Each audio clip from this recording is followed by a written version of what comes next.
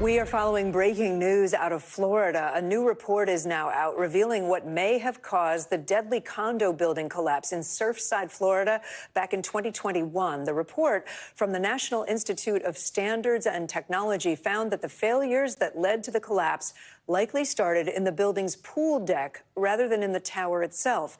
The collapse of that 12-story building happened in the middle of the night, you may remember, in June 2021, killing 98 people. NBC News correspondent Ryan Chandler joins us now with more on this. Ryan, can you walk us through what they discovered, what the biggest takeaways are in this new report, and have we heard from the families? So, Kate, this report really lends itself to reinforcing what had been the leading hypothesis after this collapse, that problems in the pool deck had doomed this building to collapse for decades prior. Investigators say that from the very construction of that pool deck back in 1981, that it did not live up to applicable building codes, was not built to a sufficient level of safety. And those problems were made worse by 40 years of corrosion and degradation. They point to a few main factors.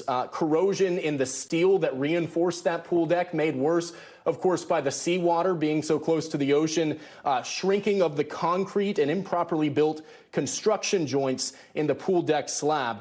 We've known from our reporting dating back 2 years now that investigators have said that pool deck fell well short of applicable building codes and from the beginning did not have the structural design to ensure safety over all these decades. What struck out to me most in this report, though, is that this collapse was not inevitable and was not unforeseeable. In fact, investigators point to a number of warning signs in the weeks and days before the collapse that showed that there were structural concerns. You had doors that were sliding off of their hinges, gates that were getting stuck because they were shifting vertically, and major leaks in the garage that kept getting worse and worse in areas that needed frequent repairs, cracks in the walls, warning signs that came up to the very day of the collapse.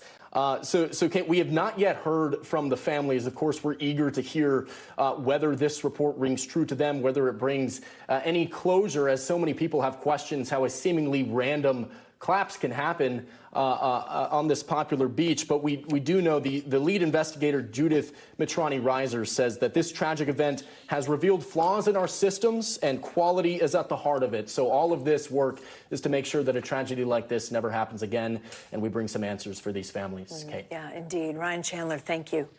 We thank you for watching, and remember, stay updated on breaking news and top stories on the NBC News app or watch live on our YouTube channel.